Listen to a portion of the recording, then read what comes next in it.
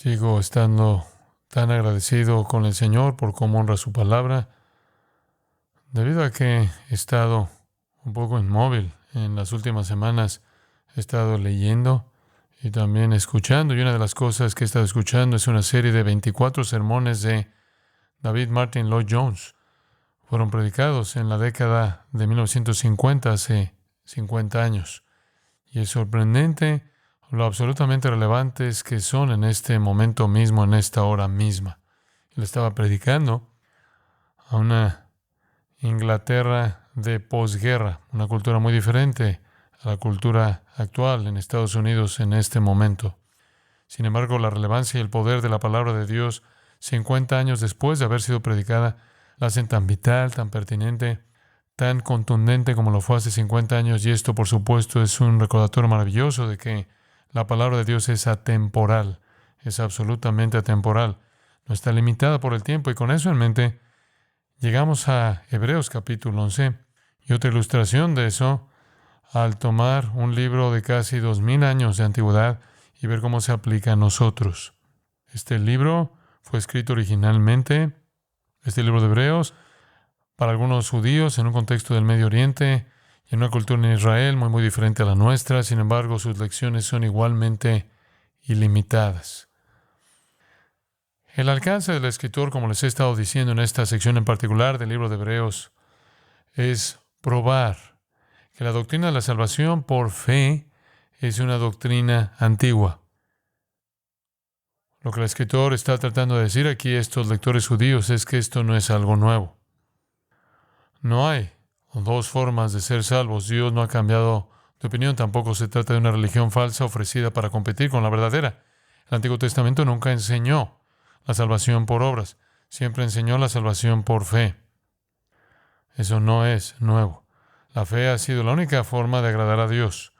La fe ha sido la única forma de reconciliarse con Dios, de comprender y abrazar de manera transformadora las realidades invisibles del Dios verdadero y viviente. La fe es la única forma de entrar en una relación correcta con Él. Él quiere dejar en claro que el nuevo pacto y el ministerio de los apóstoles y la predicación del Evangelio no compiten con las cosas que el pueblo judío había escuchado. Tristemente, se les había dado una forma apóstata de judaísmo que se había convertido en un sistema de obras, pero esa nunca fue la intención de Dios. La salvación siempre ha sido por fe y solo por fe. Ahora, para dejar en claro su punto a estas personas judías, a quienes originalmente se envió esta carta, él retrocede y retoma la historia de los héroes de la fe en la historia del judaísmo. Abel, ya lo vimos, Abel y la vida de fe, Enoc y el caminar de fe, Noé y la obra de fe. Y hemos visto en cada caso que su relación con Dios, su salvación, por así decirlo, fue el resultado no de obras, sino de fe. Ellos creyeron la palabra de Dios, obedecieron la palabra de Dios, confiando en que Dios cumpliría lo que Él había prometido a favor de ellos. Todo eso fue antes del diluvio, llegando Noé. Ahora hemos pasado el diluvio y llegamos al siguiente personaje importante en la escena del libro de Génesis, y no es otro que Abraham. Y allí es donde el escritor llega en el capítulo 11, en el versículo 8. Por la fe, Abraham. En este punto, hemos llegado a un hombre que vivió, digamos, desde el 2165 a.C. hasta aproximadamente el 1990 a.C., por lo que ahora estamos 2000 años después de la creación.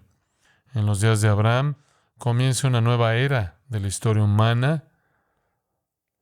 Antes de esto, Dios había mantenido una especie de relación general con toda la raza humana que salió del diluvio. Una especie de relación general con todos. Hasta un momento muy importante ocurrió. Ese evento fue la construcción de la Torre de Babel. ¿Recuerda eso? La construcción de la Torre de Babel. Cuando los hombres construyeron la Torre de Babel, que en realidad era una manifestación de soberbia e idolatría humanas, esa relación general que habían tenido con Dios, Dios había estado generalmente disponible para ellos. Fue despedazada permanentemente. La humanidad fue dispersada y esparcida por la faz del planeta, y los idiomas se cambiaron, por lo que no podían hablar entre sí, no podían comunicarse entre sí. Ese fue el precio por rebelarse contra Dios. Dios estaba abiertamente disponible para ellos.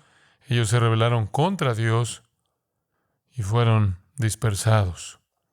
Y Dios los abandonó. Y esta fue la primera ilustración de Romanos 1. Dios los entregó. Dios los entregó. Este fue el origen del paganismo, la Torre de Babel. Así que ahora tiene usted un mundo de personas que no tienen conexión con Dios. Tienen idiomas en los que no hay revelaciones de Dios. No hay revelaciones escritas. No hay revelaciones tradicionales que se transmitan. El hombre está realmente alejado, se ha entregado a su idolatría. Cuando conocía a Dios, no lo glorificaba como Dios. Y Romanos 1 entró en acción por primera vez y ha seguido ciclando a lo largo de toda la historia humana. Dios los abandonó a la inmoralidad, a la homosexualidad, a una mente reprobada. Sin embargo, misericordiosamente, Dios tiene un plan. Dios va a revelarse a sí mismo, solo que no se va a revelar a sí mismo de manera amplia, no se va a revelar a sí mismo de manera general, se va a revelar a sí mismo de manera muy específica mediante un hombre y las personas que provienen de los lomos de ese hombre, y ese hombre es Abraham. Abraham se convierte en el padre del pueblo de Israel, e Israel se convierte en la nación que recibe la revelación divina. El plan de Dios es enviar su palabra, pero no de alguna manera general, sino de una manera específica. Este pueblo llamado Israel, los hijos de Abraham, y ellos van a escuchar su palabra, van a poseer su palabra, van a inscribir su palabra de manera escrita y va a proclamar su palabra a las naciones del mundo. Ellos serán el evangelio para proclamar que la salvación está disponible, que los pecadores pueden ser reconciliados con Dios mediante la fe. En un sentido muy real, la fuente de salvación fluye mediante Abraham. Fluye mediante Abraham. Él entonces se convierte en la figura central en la historia de la salvación. Ciertamente Él es un modelo de fe y eso es críticamente importante si la salvación va a ser por fe y tiene que ser modelado en Abraham porque Abraham es el punto de contacto central entre Dios y la revelación de su plan redentor. La vida de Él se convierte en el patrón para todos los que vienen a Dios por fe, que deben seguir. Es completamente una vida de fe. Esteban sabía eso. Si retrocedemos un poco al libro de Hechos, recordará usted que, todos recordamos que Esteban fue apedreado. Tal vez no recordemos por qué fue apedreado. Fue apedreado por el mensaje que predicó y su confesión de Cristo. Pero si volvemos a el capítulo 7 de Hechos, Esteban habla en el versículo 2, «Oídme, hermanos y padres, el Dios de la gloria se apareció a nuestro padre Abraham cuando estaba en Mesopotamia, antes de que viviera en Harán. Y le dijo, sal de tu tierra, vete de tu tierra y de tu parentela y ven a la tierra que te mostraré. Entonces él salió de la tierra de los caldeos y se estableció en Harán. Desde allí, después de que murió su padre, Dios lo hizo mudarse a este país en el que ahora están viviendo, pero no le dio ninguna herencia en él, ni siquiera un pie de tierra». Así que aquí, al predicar un mensaje de salvación, Esteban comienza donde siempre hay que comenzar. Él comienza con Abraham. En Romanos capítulo 4, el apóstol Pablo, queriendo defender la justificación por la fe, escribe en el capítulo 4, versículo 1, ¿qué pues diremos? Que halló Abraham nuestro padre según la carne. ¿Qué hay de Abraham? ¿Cómo fue el salvo? Porque si Abraham fue justificado por obras, tiene de qué gloriarse, pero no para con Dios, porque ¿qué dice la Escritura? Y luego él cita Génesis 15:6, Abraham creyó a Dios y le fue contado por justicia. La promesa en el versículo 13 de salvación por fe viene a Abraham y a todos aquellos que vienen a través de la justicia de la fe. Esteban, un judío, y Pablo, un judío, entendieron el papel primordial que Abraham desempeñó en la historia de la salvación por fe. En contra de esto está el pensamiento básico del judaísmo de que el hombre tenía que ganarse su camino hacia Dios, como hemos visto. Esta es la base de todo su sistema de obras judaicas. Ellos habían decidido que Abraham tenía una relación con Dios y que Abraham fue escogido y Abraham fue bendecido porque Abraham era mejor que todos los demás. Abraham fue escogido porque él era el mejor, el más moral. Él era el mejor de todos los paganos. Eso no es lo que enseña la Biblia. Y para destruir esto, el Espíritu Santo aquí y en otros lugares, como vimos a través de Esteban y a través de Pablo en Romanos, regresa a Abraham para restablecer el registro, para establecer el hecho de que Abraham es un hombre que vino a Dios y vivió con Dios por fe. El Nuevo Testamento dice esto de manera clara una y otra vez: fue justificado por fe y por fe únicamente. Eso, por supuesto, es un cambio muy, muy dramático de lo que los judíos están acostumbrados. Otra ilustración de esto viene de la carta de Pablo a los Gálatas, capítulo 3, versículo 7. Por tanto, sabed que los que son de fe, estos son hijos de Abraham. Son aquellos que son de fe, los que son hijos de Abraham. Porque así Abraham creyó a Dios, citando de nuevo Génesis 15, 6, y le fue contado de nuevo por justicia. Por lo tanto, sabed que los que son de fe, estos son hijos de Abraham. Es una cuestión de fe. Al final del capítulo 3, todos sois hijos de Dios, versículo 26, por la fe en Cristo Jesús. Versículo 29. Si sois de Cristo, entonces sois descendencia de Abraham. Ahora, estos pasajes que leí, varios de ellos se remontan a esa declaración en Génesis 15, 6. Abraham creyó a Dios y le fue contado por justicia. A lo largo de su vida, él creyó a Dios. Eso es lo que lo distinguió. Él vivió por fe. Él aceptó la palabra de Dios y actuó en base a ella. Eso es lo que está detrás del escritor de Hebreos al usar a Abraham aquí como su modelo de fe. Ahora, usted notará que este relato de Abraham va desde el versículo 8 hasta el versículo 19. Y esa es una gran parte para abarcar, así que vamos a tener que ir un poco por encima de ella de manera ligera. Ahora, cuando estudiamos la palabra de Dios, queremos asegurarnos de acercarnos a ella de manera legítima y no de manera ilegítima. La estudiamos históricamente, la tomamos por su valor histórico, pero a menudo al ver los relatos de las Escrituras, particularmente los relatos del Antiguo Testamento, los vemos como a veces los escritores del Nuevo Testamento los ven, no solo como un hecho histórico, no solo como un cumplimiento de pactos, sino como los que son en sí mismos. Pero a menudo los escritores del Nuevo Testamento ven algo en el Antiguo Testamento y lo ven como análogo a una verdad del Nuevo Testamento. Tomando un poco de libertad, quiero hacer eso esta noche. Y quiero mostrarle que conforme usted ve lo que está aquí en los versículos 8 al 19, usted ve los elementos de la vida de fe que Abraham vivió. Usted va a ver un patrón para todos nosotros. Lo que vemos en Abraham es análogo a nuestra propia experiencia de fe. Así que hagamos la pregunta: ¿qué caracterizó a Abraham como un hombre de fe? ¿Cuáles fueron los componentes? ¿Cuáles fueron los elementos? Ahora recuerde, ya hemos visto que Abel fue un hombre de fe, pero solo en un sentido parcial. Abel ofreció un sacrificio correcto. Eso es solo parte de vivir una vida de fe. Es la parte importante, es la parte inicial, es el punto de partida, es el comienzo, cuando usted reconoce su pecado y la necesidad de un sacrificio. Y luego vimos a Enoc. Y la fe de este hombre no solo se limitaba a un sacrificio en términos de la demostración de los hechos que se presentan aquí en el capítulo 11, sino que más bien era un hombre que caminaba con Dios. Y vemos algo más allá, digamos, de la justificación. Vemos la vida de santificación. Llegamos a Noé después y vemos más ilustraciones de la fe. Aquí estaba un hombre que era obediente y obedecía con la esperanza de algo que vendría en el futuro.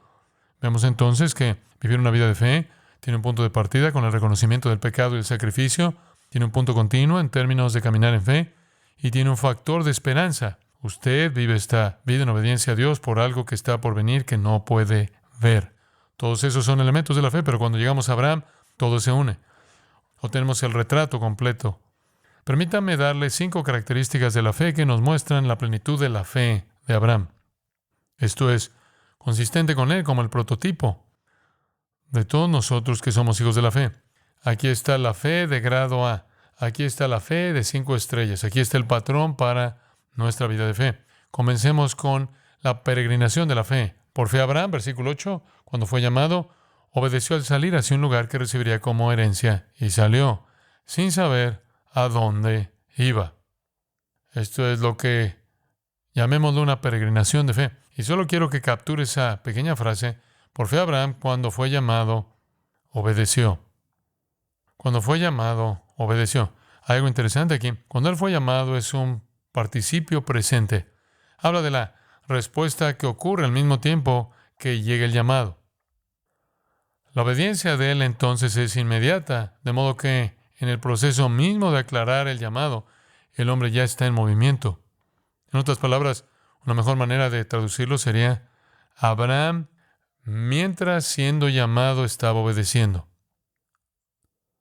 Esto indica lo inmediato que fue su respuesta. Y es fe, porque él salió sin saber a dónde él iba. Se le dijo que recibiría una herencia. Él no sabía dónde estaba. Él no sabía qué era. Sin saber, epistamai, de donde obtenemos nuestra palabra epistemología, que tiene que ver con el conocimiento, significa poner la atención en algo. Significa fijar los pensamientos en algo. El meollo es que él no tenía idea. No tenía concepto. No tenía idea de a dónde lo estaba llevando este llamado. ¿Qué tan fuerte es esta fe? Lo suficientemente fuerte como para que cuando no tiene idea de a dónde va y está dejando todo lo que es conocido y todo lo que le es familiar, ni siquiera se molesta en pensarlo. Sin saber, sin contemplar, sin prestar atención, sin reflexionar o fijar sus pensamientos, más bien obediencia que es tan rápida, tan consumidora, que no tiene pensamiento alguno que no sea la obediencia. No es porque vio un folleto de Canaán. No es que alguien le mostró cómo era la costa en el Mediterráneo, que será mucho mejor que los ríos Tigris y Éufrates, que serpentean a través del fértil creciente en Mesopotamia, donde vivía. No fue porque alguien le mostró una imagen de una gran finca que tendría. Como le leí en el lenguaje de Esteban, él nunca tuvo nada, ni siquiera cuando llegó a la tierra prometida. Pero esta es la peregrinación de la fe. Esta es una peregrinación de separación. Separación. Esta es una peregrinación de separación. Separación. Ahora, permítame hablarle sobre Abraham. Él era un pagano. Él era un pagano. Era un pagano no regenerado. Él estaba donde estaba con la gente que hablaba el idioma ahí porque él había sido el producto de la dispersión de la gente que fue arrojada por todas partes desde la Torre de Babel. Él no es un creyente secreto en el Dios verdadero. No tenemos ninguna evidencia de eso. Él solo es un pagano como muchos otros paganos y debo agregar que no es mejor que nadie más y la Escritura nunca dice que fuera mejor que nadie más. Escuchadme, dice Isaías 51:1, vosotros que perseguís la justicia, escúchenme, si quieren perseguir la justicia, busca a Jehová, busca al Señor, mira la roca de la cual fuiste tallado y a la cantera de la cual fuiste extraído. Mira a Abraham, tu padre, y a Sara, que te dio a luz con dolor. Cuando él era solo uno, lo llamé, luego lo bendije y lo multipliqué. La declaración que Isaías está haciendo aquí es que si quieres entender la salvación, ves hacia atrás y te das cuenta de que fuiste extraído de una roca por el poder soberano de Dios. Fuiste extraído de un pozo. Fuiste extraído de la roca del paganismo, la idolatría. Más explícitamente, Josué 24:2 dice que el padre de Abraham, cuyo nombre era Taré, sirvió a otros dioses. No era solo un pagano, él era politeísta, no monoteísta. Era un pecador. Él pertenecía a una familia pagana. Él pertenecía a una cultura pagana. Él vivía en una ciudad pagana llamada Ur, en Caldea. Y vivió allí hasta que tuvo 70 años de edad. Por cierto, eso está a unas 140 millas de donde más tarde se construiría Babilonia. Pero Dios se le apareció. Y esto nuevamente es tan análogo a la obra poderosa de salvación, cuando Dios se le aparece al pecador y lo extrae, por así decirlo, de la piedra. Así es como sucedió. Volviendo a lo que dijo Esteban, Hechos 7:2, la gloria o el Dios de la gloria se le apareció a nuestro padre Abraham. Dios se apareció y le dijo, deja tu país y a tu parentela y ven a la tierra que yo te mostraré. Y él se fue. ¡Qué gracia maravillosa! No hay otra explicación para que Dios escoja a Abraham que la intención soberana, el propósito soberano. El Dios de la gloria condesciende en venir un pagano en medio de miles, cientos de miles de paganos, viviendo en lo que solía ser el huerto del Edén antes del diluvio, esa área. Un hombre hundido en el pecado, un hombre en el abismo de la iniquidad, un hombre inmerso en la idolatría.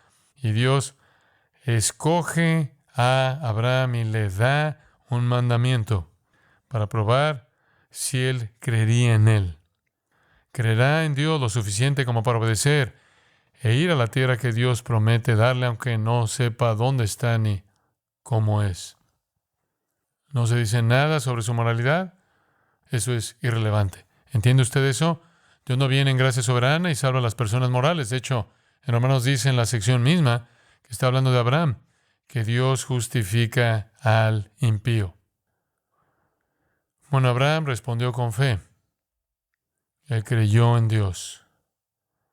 Y una separación se llevó a cabo. Él se fue. Él estaba en el acto de obedecer cuando Dios todavía estaba en el acto de llamarlo. Y ese es el peregrinaje de la fe. Así es como comienza. Dejó la tierra de su nacimiento. Él abandonó su hogar, su propiedad. Él rompió sus lazos familiares. Dejó a sus seres queridos atrás. Él abandonó las cosas cómodas, cosas familiares, para abrazar la incertidumbre total. Esto habría sido en su mayoría algo imposible de hacer para alguien. Pero la vida de fe está dispuesta, porque la vida de fe se hace dispuesta en el día del poder divino. Si usted quiere embarcarse en la peregrinación de la fe, hace una ruptura con las cosas idólatras, hace una ruptura con el mundo, hace una ruptura con lo familiar, los patrones pecaminosos. Jesús dice esto, no es así. Incluso en su propio ministerio, aborrece a tu padre, a tu madre, a tu hermana, a tus hermanos, incluso tu propia vida. Toma tu cruz, sígueme. Una vida de fe exige una ruptura con todo lo que es familiar, todo lo que es antiguo. Es un mundo nuevo.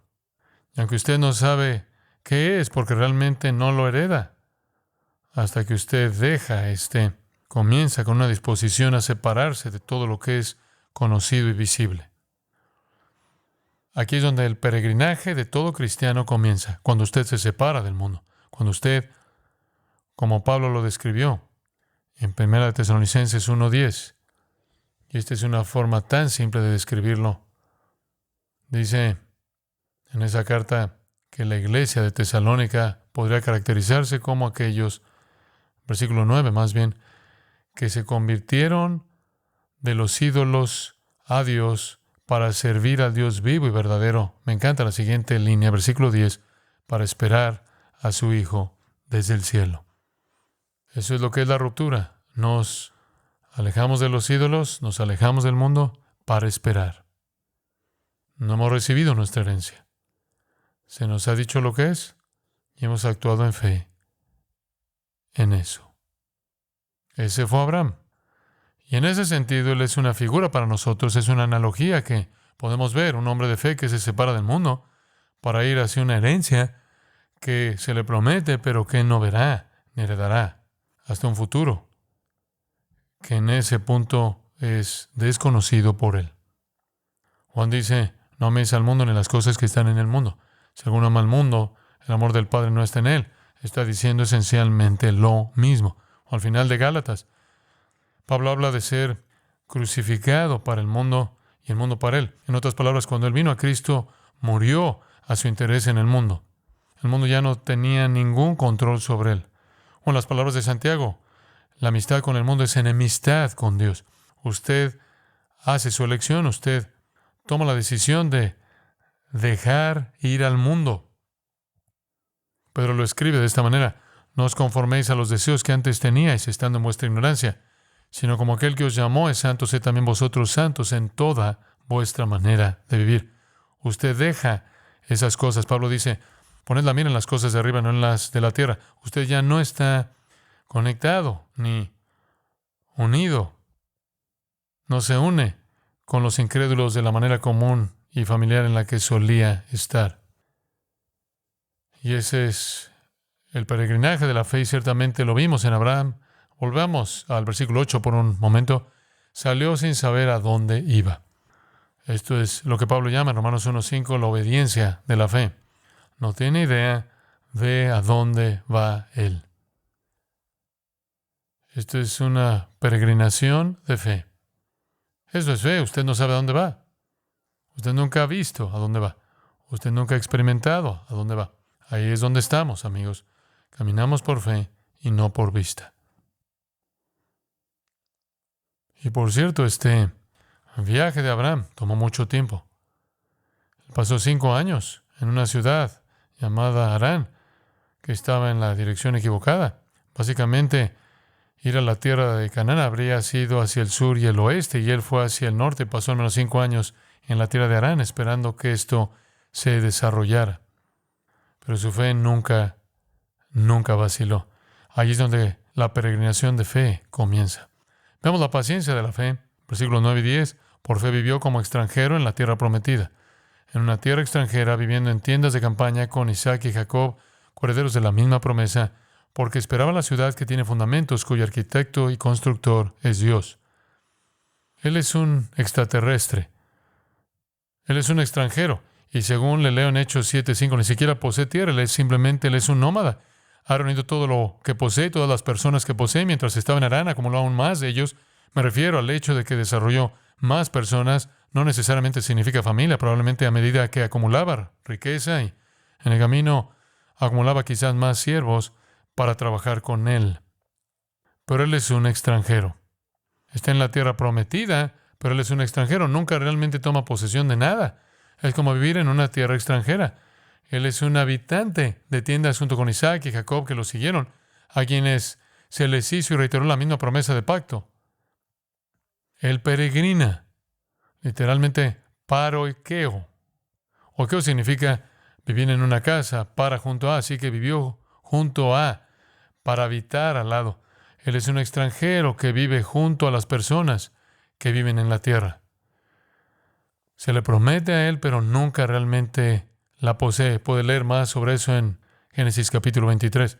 Y aquellos que vinieron después de él compartieron ese mismo tipo de vida. Isaac y Jacob, los herederos de la promesa. No pasó mucho tiempo hasta que toda su familia fue llevada, recuerda, a Egipto. Y las personas de los lomos de Abraham estuvieron allí durante 400 años. Así que él está separado de su vida antigua. Él está en una tierra que él aún realmente todavía no posee. Él es un extraño en el mundo, él está viviendo en una tienda, él es un nómada. Creo que esto también es simplemente análogo a cómo vivimos como creyentes. Algún día este mundo será nuestro, ¿verdad? Está por venir un día en el que el Señor Jesús establezca su reino milenial en la tierra, cuando la tierra sea renovada de este a oeste y de norte a sur, cuando la maldición sea revertida, y habrá gloria que llenará la tierra, y Cristo reinará, y un león se acostará con un cordero, y el desierto florecerá como una rosa, y todas las cosas de las que hablaron los profetas se cumplirán en la tierra, y heredaremos la tierra. Pero ahora mismo solo somos habitantes en tiendas aquí. Realmente no vemos la posesión de nuestra herencia. Somos peregrinos que están viviendo junto a las personas en este mundo, sin nunca tomar posesión de lo que se nos promete. El viejo coro decía, este mundo no es mi hogar. Así que usted no debe invertir demasiado en él, ¿verdad? Nuestra versión de él, hágase tesoros en el cielo, gaste su vida y sus bienes y sus capacidades en cosas que tienen la capacidad de aparecer en el futuro, en el milenio y en el nuevo cielo y nueva tierra eternos. Trabaje por las recompensas verdaderas, no por las cenizas de esta tierra. Y digo cenizas porque se desintegrará en un holocausto de fuego. Así que aquí está Abraham, la promesa de Dios nunca vista por él en su vida. Él nunca poseyó tierra. Vagó por Israel, Canaán, como habitante de tiendas, pero nunca abandonó su fe en una promesa futura. Creo que el momento más difícil de todos es el tiempo intermedio, el momento en que comienza la peregrinación, algo de emoción. Dios vino a mí, Dios en su gloria vino a mí, el Dios verdadero y viviente vino a mí, un hombre pagano, me habló y por su poder creí lo que dijo y todo fue tan maravilloso, todo fue tan glorioso, todo fue tan poderoso, recogió todo lo que tenía y comenzó la peregrinación. El resplandor y la gloria de ese momento pueden impulsarlo al principio, pero luego está ese tiempo intermedio, conforme él varán, conforme él está ahí sentado allí durante al menos 5 años, hasta que tenía 75 años. No ve la promesa.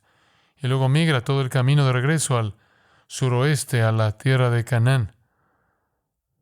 Entra en la tierra y nunca es otra cosa que un extranjero allí. Pero esta es la paciencia de la fe. Este es el desafío. Este es el desafío para nosotros también.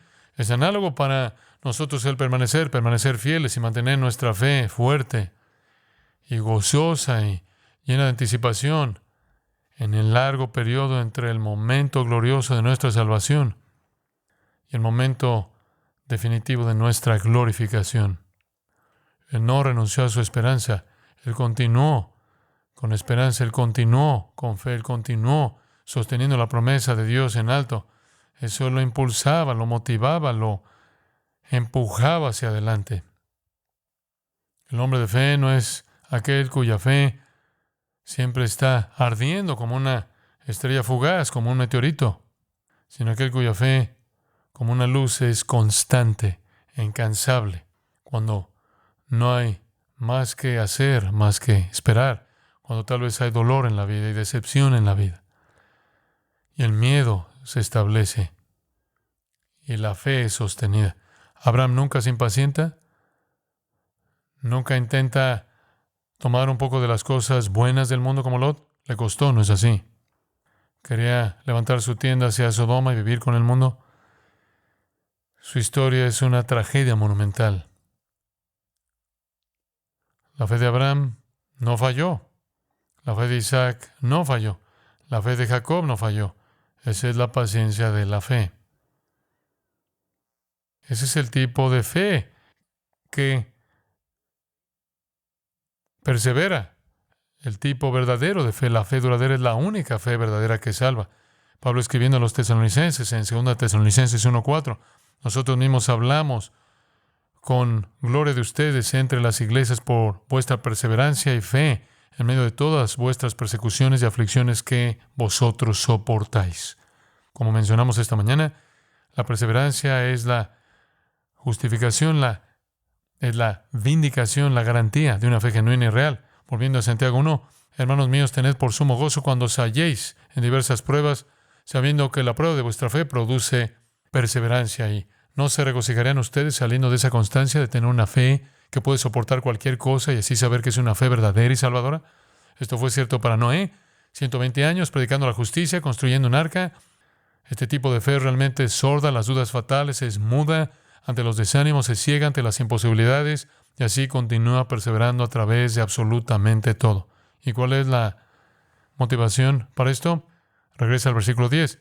Porque esperaba la ciudad que tiene fundamentos, cuyo arquitecto y constructor es Dios.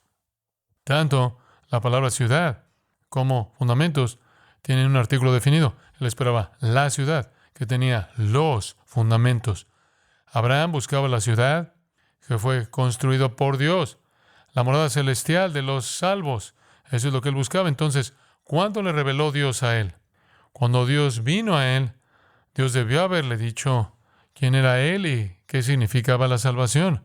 Que no solo había una tierra a la cual él iría, que Dios le daría, sino que también había una ciudad que Dios mismo construiría, que Dios pondría los fundamentos y sería el arquitecto y constructor, y este era el cielo de los cielos. Él podía ser paciente en la tierra de Canaán, él podía ser un nómada allí, él podía vagar durante todos los años que lo hizo porque tenía la mirada puesta en la ciudad celestial. Ezequiel 48:35 dice, el nombre de esa ciudad será, me encanta este nombre, el Señor está allí. El Señor está allí. Está nombrada por el ocupante principal. El Señor está allí. Eso es lo que Colosenses 3:2 dice que tenemos que hacer. Poned la mira en las cosas de arriba y no en las de la tierra. Fue paciente con las cosas de abajo y tuvo muchas luchas abajo. Fue paciente con todo eso porque su mente no estaba fija en la satisfacción que viene en esta vida. Estaba buscando algo mucho más allá de esto. Y una vez más digo, qué contraste con Lot. Génesis 13:12 dice acerca de Lot: Abraham habitó en la tierra de Canaán, que era donde Dios le había dicho. Lot lanzó su tienda, por así decirlo, levantó su tienda en Sodoma. Lot quería lo terrenal. Abraham quería lo celestial. Si usted está constantemente buscando las cosas de este mundo, esta vida, si usted se centra en pruebas y problemas, luchas o éxito, dinero, fama, placer, usted se vuelve como Lot, inmerso, y es una inmersión condenatoria y destructiva. Si usted se enfoca en el cielo, en las promesas de Dios, entonces puede vivir en cualquier circunstancia en esta vida. Él resistió. Él resistió. Otra perspectiva de esto se da en el relato de Moisés, en el versículo 27, cuando dice de manera similar: por fe Moisés salió de Egipto sin temer la ira del rey, porque perseveró como si viera al invisible. Usted persevera cuando su enfoque está en lo invisible, en aquel que es invisible y en la realidad invisible de las glorias del cielo prometidas para nosotros. Es esa perspectiva vertical la que marca la diferencia. No dejarse atrapar en lo horizontal. Por cierto, es una esperanza purificadora. 1 Juan 3, todo el que tiene esta esperanza se purifica a sí mismo. Entonces, ¿qué aprendemos sobre la vida de fe? Comienza con un peregrinaje de fe, lo que significa que cuando Dios llama, lo deja todo, se separa del mundo y lo sigue sin saber exactamente a dónde le llevará a Dios, pero sabiendo que le ha prometido a usted un futuro y le ha prometido el cielo en el futuro y le ha prometido la comunión con Él en el futuro, y se va usted. El peregrinaje de fe entonces requerirá la paciencia de la fe conforme usted soporta los problemas de este mundo al mantener sus ojos en el mundo venidero. En tercer lugar, usted ve la vida de Abraham y usted ve el poder de la fe. Versículo 11. Este es un versículo interesante. Por la fe, también Sara misma recibió, dice una versión, también Sara misma recibió poder para concebir, aun cuando era ya de edad avanzada, pues consideró fiel al que lo había prometido. Por eso de un solo hombre, y ya casi muerto, nacieron hijos tan numerosos como las estrellas del cielo y como la arena incontable de la playa. Ahora, ¿recuerda usted, no es cierto, la iniciación de la plática de Dios con Abraham con respecto a este pacto? Regrese por un momento al capítulo 12 de Génesis. No podemos pasar por alto eso en nuestro estudio. En el capítulo 12 de Génesis, el Señor le dice a Abraham, al principio, este es su llamado inicial: vete de tu tierra y de tu parentela y de la casa de tu padre a la tierra que te mostraré. Haré de ti una nación grande, te bendeciré. No es solo un lugar, es un pueblo. Haré de tu nombre grande, serás una bendición. Bendeciré a los que te bendijeren y maldeciré a los que te maldijeren. Y en tu simiente serán benditas todas las familias de la tierra. Así que hay esta promesa de que habrá una bendición, no solo de una tierra por poseer, sino de un pueblo que nacerá de sus lomos. Esta es la promesa de Dios. Entonces Él está esperando un lugar y está esperando un pueblo. Ahora, el problema es que él y su esposa son mayores y nunca han tenido hijos. Todos sabemos eso. Pero aquí vemos el poder maravilloso de la fe. La fe ve lo invisible, la fe ve lo imposible. Ese es el poder de la fe. Confía en que Dios hará lo que humanamente no puede ser hecho. Y cuando está presente ese tipo de fe, Dios actúa a favor de esa fe. Ahora vayamos al versículo 11 por un momento. Sara es la esposa de Abraham.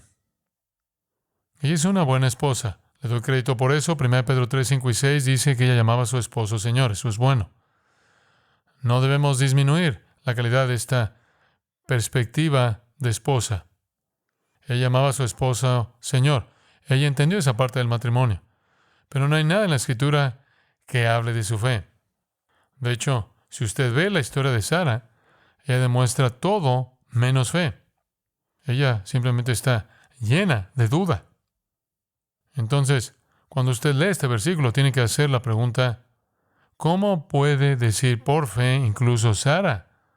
misma recibió la capacidad de concebir. No hay nada en la Escritura que hable algo de la fe de Sara.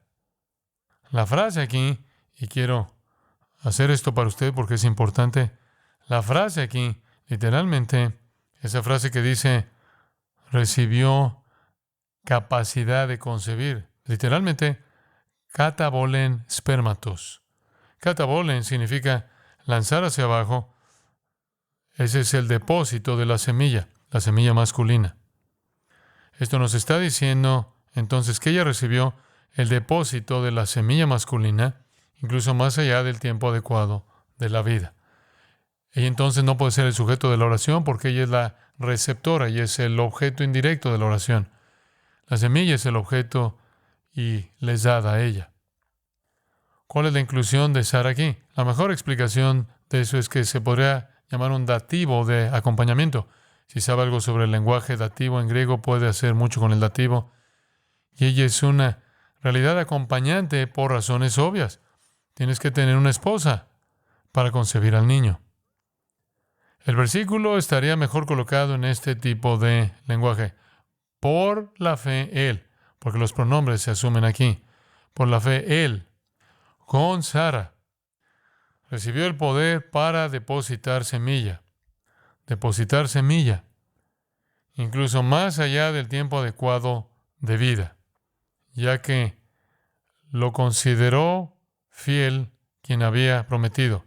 En otras palabras, lo que está diciendo es que por fe Dios le dio a Abraham el poder de embarazar a Sara. La fe no es de Sara, la fe es de Abraham, porque él creyó. Él es un hombre de fe. ¿Qué tan fuerte es su fe? Regrese a Romanos 4 por un minuto. Romanos 4. Y realmente estamos estudiando Génesis desde el punto de vista del Nuevo Testamento.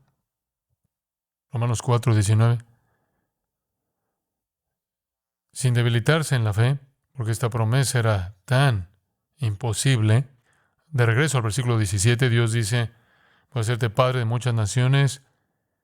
Incluso Dios que da vida a los muertos y llama lo que es, llama lo que no es como si fuese. Eso es lo que va a suceder. Va a tener que dar vida a este cuerpo muerta.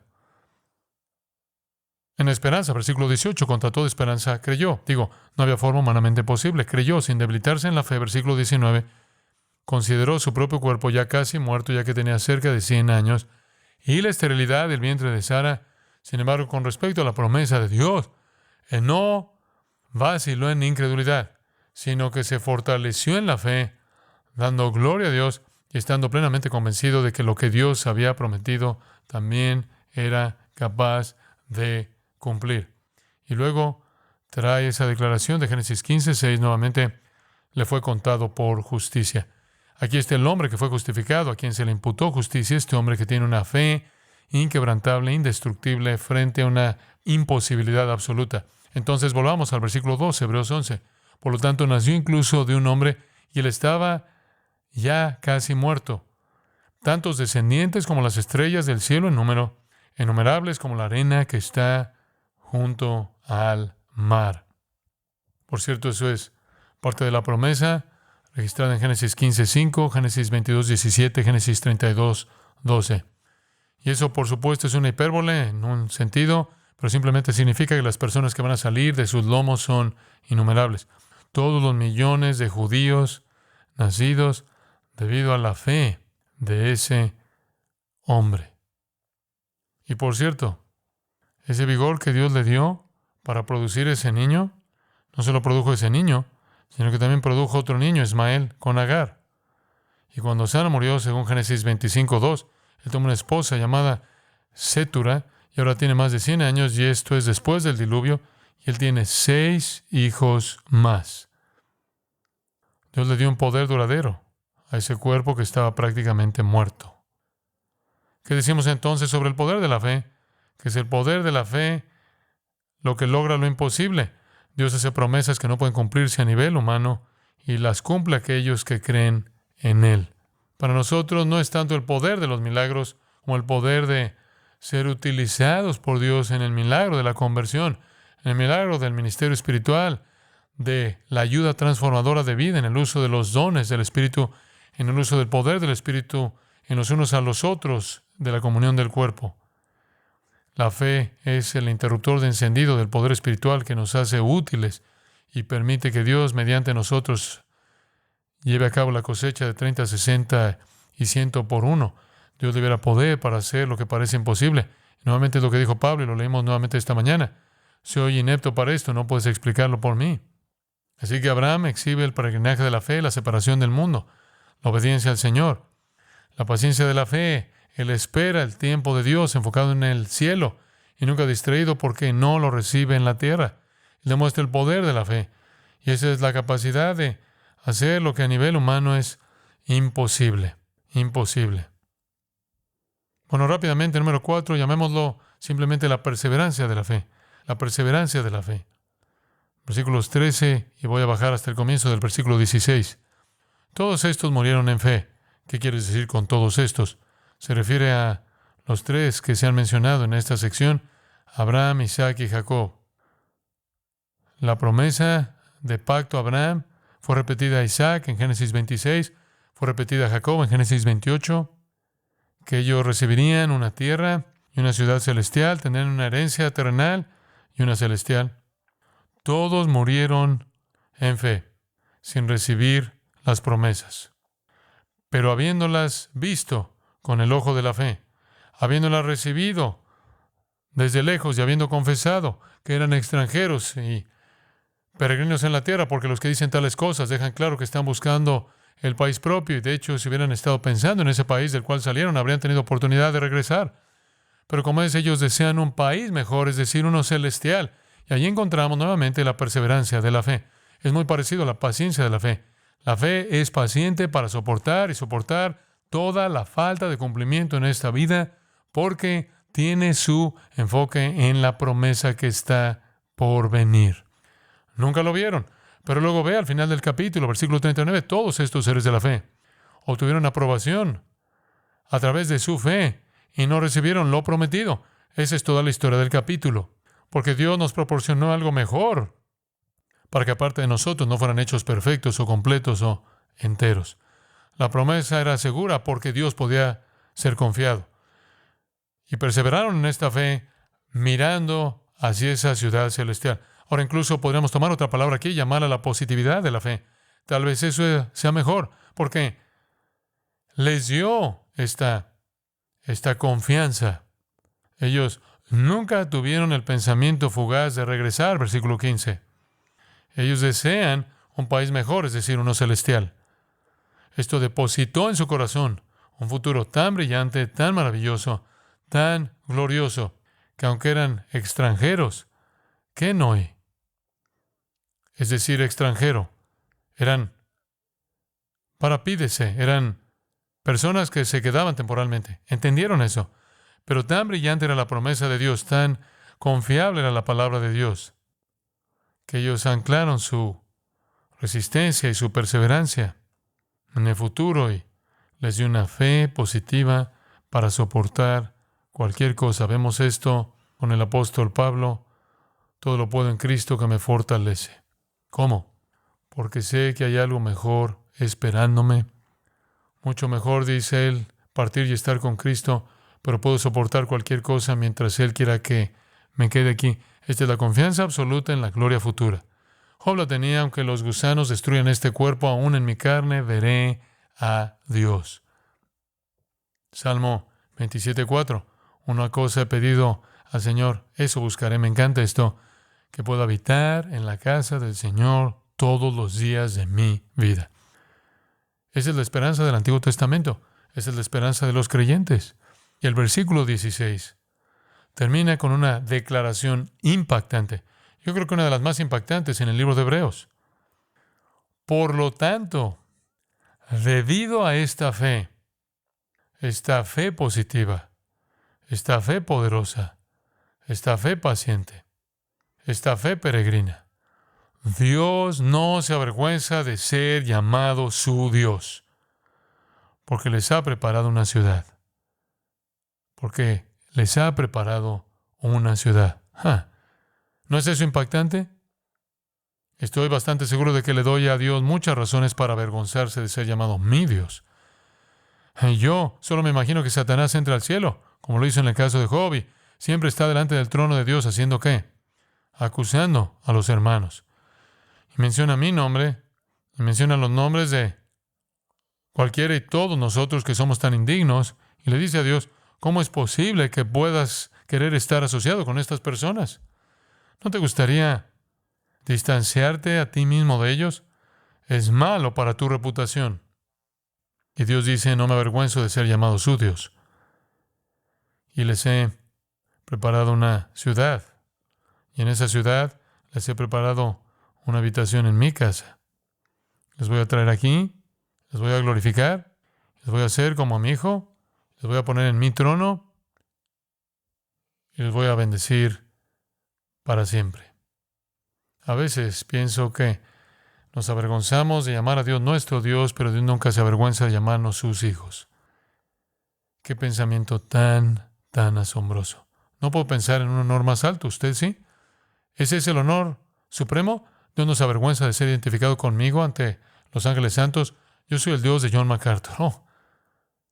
Así que vivieron y murieron en la promesa no cumplida de la fe. Dios les dio el honor supremo. Dios fue honrado por ser identificado con ellos. Hay una nota final, y es muy importante, una nota final y tal vez la credencial más grande de la fe de Abraham. Llamémoslo la prueba de la fe, la prueba verdadera, la prueba suprema. No solo obediencia, obediencia con sacrificio. Por la fe Abraham, versículo 17, cuando él fue probado, ofreció a Isaac. ¿No fue esa la prueba definitiva? Y aquel que había recibido las promesas estaba ofreciendo a su único hijo. Fue él del cual se le había dicho en Isaac, te será llamada descendencia. Ahora Dios se le acerca, recuerda la historia en Génesis 22 y le dice a Abraham, quiero que subas al monte y pongas a tu hijo en el altar. Quiero que sacrifiques a tu hijo en el altar para mí. ¿Sabía Abraham acerca del sacrificio? Absolutamente, todos sabían acerca del sacrificio. Todos entendían que estaba en una relación con Dios por fe. Todos entendían que eran pecadores, que eran pecaminosos, que necesitaban un sacrificio, expiación, propiciación por sus pecados. Todos sabían acerca de eso. Ellos sabían. Pero sacrificar a Isaac, el heredero, a través del cual se cumplirían todas las promesas. ¿Cómo vas a tener descendencia como la arena y el mar si matas al heredero, a través del cual vendrán todos? Génesis 22, Dios probó a Abraham y le dijo a Abraham, él respondió, heme aquí. Él dijo, toma ahora tu hijo único a quien amas, Isaac, y vete a la tierra de Moría y ofrécelo allí como una ofrenda quemada en uno de los montes que te mostraré. Abraham había matado animales muchas veces. Había ofrecido muchas ofrendas al Señor.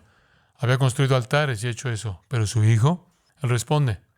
Abraham se levantó temprano por la mañana, preparó su asno, tomó a 2 de sus jóvenes con él e Isaac su hijo, partió leña para la ofrenda quemada y se levantó y fue al lugar del cual Dios le había dicho.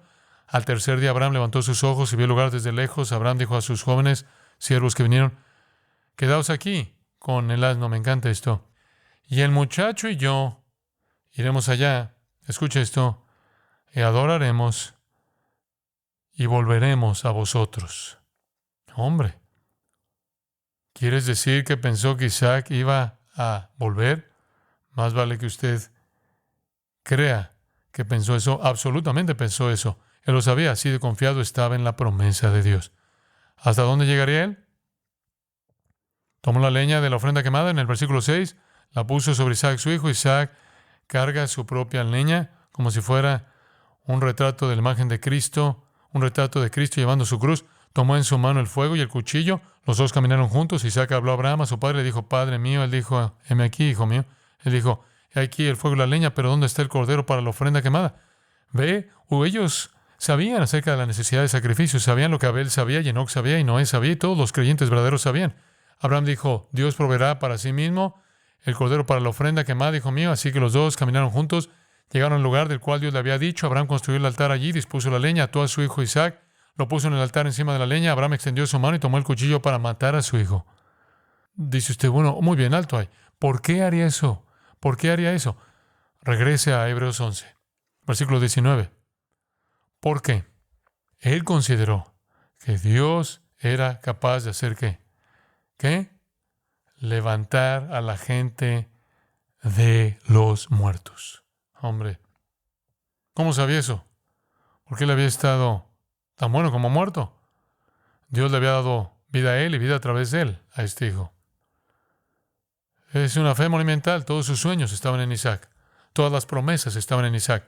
Amaba a Isaac. Esperó tanto tiempo a lo largo de este peregrinaje largo para la primera señal de la promesa. Sabía que había pecado tan terriblemente con Agar. Y él podría haber pensado que tal vez Dios estaba cambiando de opinión. Él también sabía que la ley de Dios prohibía que un hombre matara a su hijo, matara a cualquier persona realmente. También sabía que Dios odiaba el sacrificio humano y siempre era un animal. Él también sabía lo que Génesis 9:6 decía, que el que derrame sangre de hombre por el hombre, se derramará su sangre. Matas a alguien, morirás. ¿Por qué él haría esto? ¿Por qué levantaría el cuchillo? Porque su confianza era tan grande que se ve que si Dios tenía que hacerlo, él resucitaría a Isaac de entre los muertos.